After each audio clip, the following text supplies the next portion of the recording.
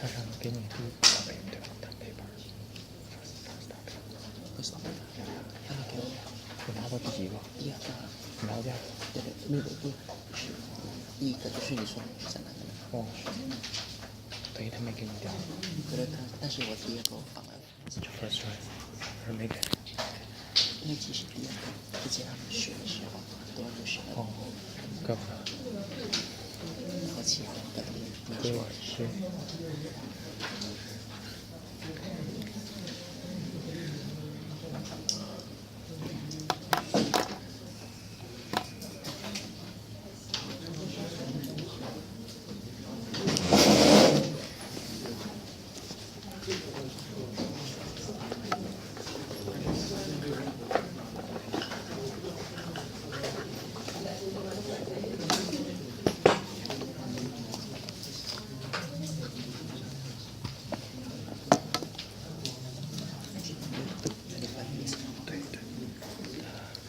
每一次都是25。对，所以是下一次。对。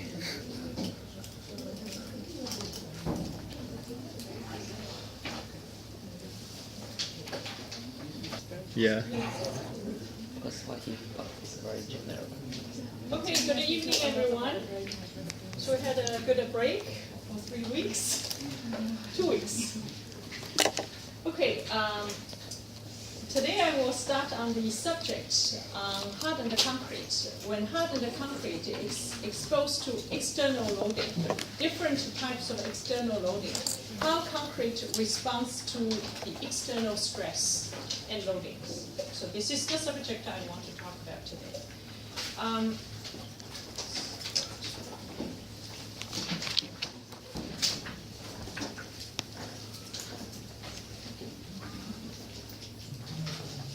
So this is a list of subjects in this part of the lectures. So first I want to talk about typical stress-strain relationship of ingredients. Okay, it's a composite material, cement paste and aggregate, and a concrete as a composite material. And then we'll talk about interface transitions on how this affects the strength, elastic modulus, etc. And then I will talk about modulus, elasticity, tension, and compression. So these are the subjects, tension and compression, when the concrete is subject to uniaxial compression and uniaxial tension. Then afterwards I will talk about the behavior of a concrete under cyclic loading, and then multi-axial state of stress. And the later part I will talk about what are the factors that influence the strength and the mechanical properties of a concrete. So concrete is a composite material. It's a heterogeneous material. So when we look at reinforced concrete structure, so we look at concrete as a homogeneous material, right? So we look at the concrete and steel. So but we look at the concrete as a material. It is actually a composite material. So one thing, if we tested the concrete as a two-phase composite, so we have aggregates, different sizes, from coarse aggregate to fine aggregate, and then cement paste. So this is one way of looking at it. So aggregate of different sizes embedded in cement paste matrix. The other way of look at it, oftentimes we look at the concrete as a composite material with a coarse aggregate embedded in mortar matrix. Okay? So in both cases, we consider concrete as a two-phase composite material. So in early classes, I've talked about interface transition zone between the aggregate and the cement paste. So from microstructural point of view, in addition to the, aggregate and the cement paste, you have the interface between the aggregate and the cement paste, right? So these will influence the behavior of the concrete. So when the concrete is subject to uniaxial compressive loading, the response of a concrete to stress, depending on individual components, aggregate and the cement paste matrix, is also affected by the interaction between these two components. So let's first take a look at this graph here. So y is x, x here is the strength. And first let's take a look at the aggregate here. Aggregate is linear, elastic, brittle material. Okay? So basically, at the time of a failure, aggregate has a very low deformation or strength. And in general, aggregate strength, rock-based aggregates are much stronger compared with the mortar and the cement paste. So coarse aggregate is linear, elastic, brittle material. So next let's take a look at the cement paste here. Cement paste, in comparison with the aggregates, so one thing is that the strength is generally lower compared with the rock-based aggregates. Okay, so this is first thing. The other thing is that the modulus elasticity of cement paste is also lower compared with the modulus elasticity of the aggregates. However, at the time of a failure, generally cement paste have greater deformation or strength. So now when we put these two different materials together, okay, aggregate and cement paste have a different modulus elasticity. So when you have a concrete as a composite material, when subject to external loading, because of a different modulus elasticity between the aggregate and the cement paste, there is a stress concentration between these two phases. So as a result, you will have strength of a mortar and a concrete are generally lower than the strength of the aggregate and the cement paste. So if we first add the sand particle, right, and into the cement paste, so when we look at the mortar, okay, the mortar strength is lower compared with the cement paste strength. So if we further add a coarse aggregate into mortar, the concrete, the strength will be lower compared with the mortar strength. The modulus elasticity of a mortar and a concrete, it's in between the modulus elasticity of the aggregate and the cement paste. So the actual modulus elasticity, I will talk about it later on, it's affected by the volume of the aggregate in concrete. So this is actually, we consider concrete as a two-phase material.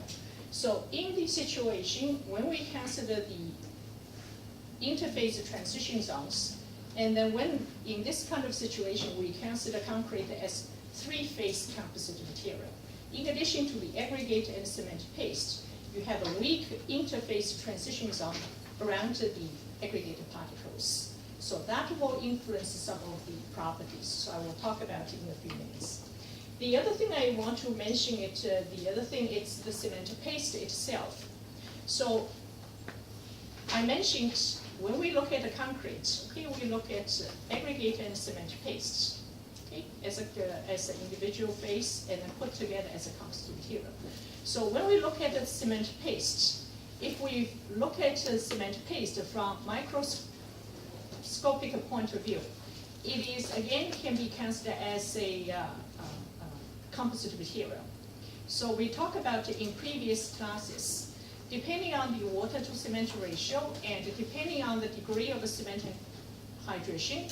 So in a cement paste, you can have hydration products, you can have voids, you can also have unhydrated cement grain, right? So in general, unhydrated cement grain have a higher modulus elasticity compared with cement paste, where it's formed from hydrogen products. So in a way, from microstructural point of view or from microscopic point of view, when we look at the cement paste, the unhydrated cement grain in the cement paste can be considered as microaggregates. So that also affects properties. So we talked about in previous class, depending on the water to cement ratio, when we're dealing with the high strength concrete, when you have a low water cement ratio, we talk about below certain water cement ratio, regardless of how long it takes, not all the cement will be hydrated, right? So you have unhydrated cement particles and in the cement paste system. So in this kind of situation, unhydrated cement particles can be considered as microaggregates, okay, so in the cement paste. So in previous classes, I have talked about the interface transition zones. So typical interface transition zone, the thickness is roughly about 20 to 40 micron. The thickness is actually depending on the water to cement ratio, and also it's affected by whether you have certain mineral admixtures. So typically in this interface transition zone, let's recap what we've talked about in previous class. So usually you have a higher porosity and you have a lower density. So pores are generally larger than the pores in the bulk of cement paste. Okay. So we talk about why it has a high porosity. So basically when you have a, let's say this is a coarse aggregate particle. So this is cement paste. So at the interface, there is a difficulty for cement particle to pack tightly against coarse aggregated particles. So as a result, in this interface transition zone, you have a less cement particles, higher water-cement ratio. So as a result, you have a higher porosity. And also because of a less cement particle in this interface transition zone, you have less calcium silicate hydrates, right? And the other thing I mentioned is that because of a high porosity, you have more crystalline material in this interface transition zone. In general, the crystal growth requires space. So because of a high porosity, in this interface transition zone, there's more space available compared with in bulk of cement paste. So therefore, in this interface transition zone, you have more etringite and you have more calcium hydroxide, oftentimes in oriented situation, and a large crystal. So the interface transition zone in concrete typically makes about 20 to 40% of total volume of cement paste matrix. Right? And one thing I think I briefly mentioned early on is that in many situations, before the concrete subject to external loading, microcracks can already exist in the interface transition zone between the aggregate and cement paste. The reason is that we talked about in previous classes that ordinarily at the job site, the curing of a concrete is the first 7 days. So after 7 days, you leave the concrete in natural environment. So if you have a dry environment, the water from concrete will evaporate to the environment. Because of a loss of water, the cement paste will experience drying shrinkage. But in the concrete, the aggregate particle is stable components. The drying shrinkage of cement paste, if it's restrained by the coarse aggregates, okay, with high modulus elasticity, then you have microcrack can be developed in the interface transition zone between the aggregate and the cement paste. So therefore, in many situations, microcracks exist in interface transition zone before the concrete is subject to external loading. So in ordinary concrete, when we consider these three phases, aggregate, cement paste, and interface transition zone, because of this interface transition zone has higher porosity and also higher amount of crystalline materials. So therefore, this interface transition zone is the weakest link in the ordinary concrete. So therefore, when the concrete is subject to external loading, the fracture or crack goes through the weakest link. So you tested the concrete specimens, crack go through the interface between the aggregate and the cement paste.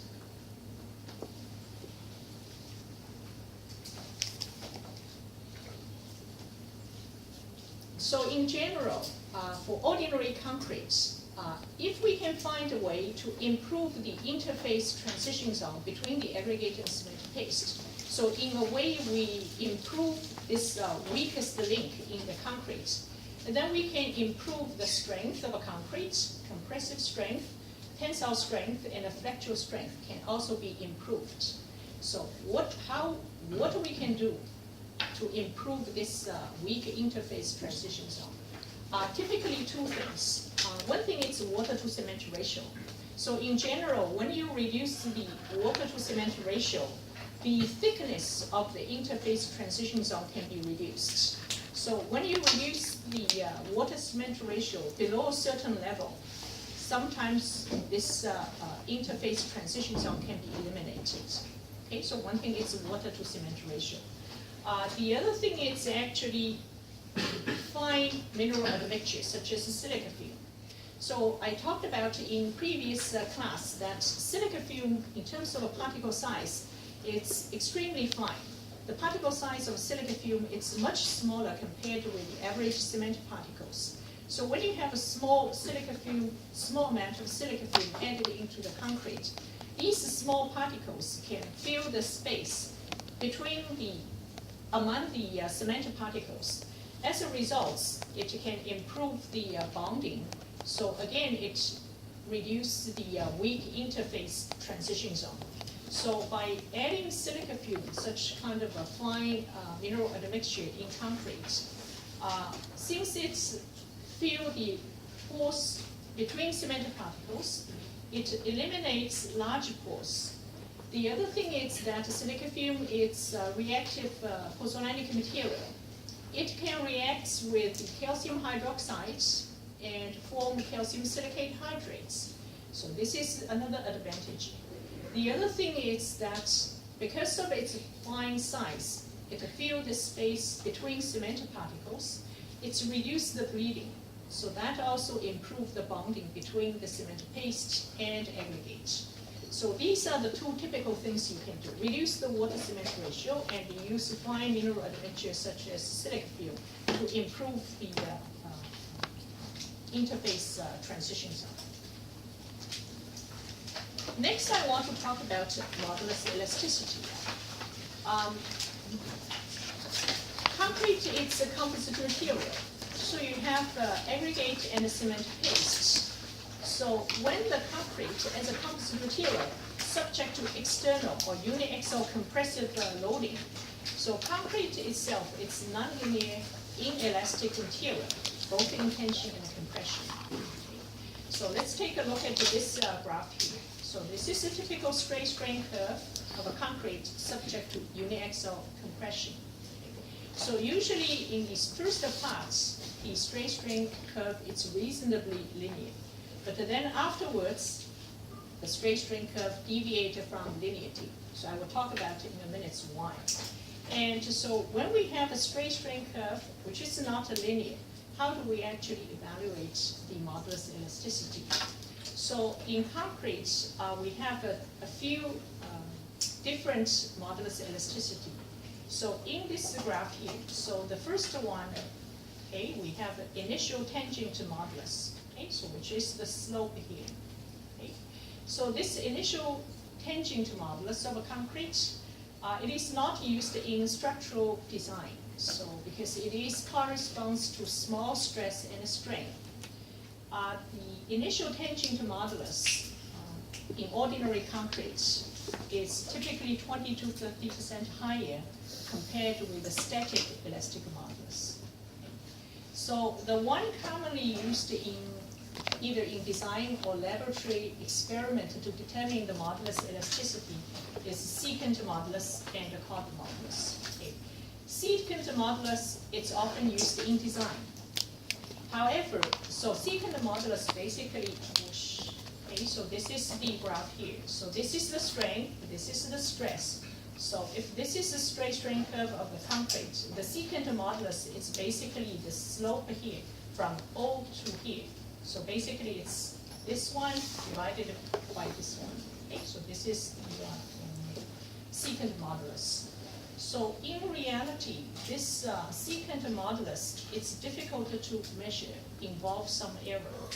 The error actually mostly occur in this first part. Okay, so O and C here. So two possible error.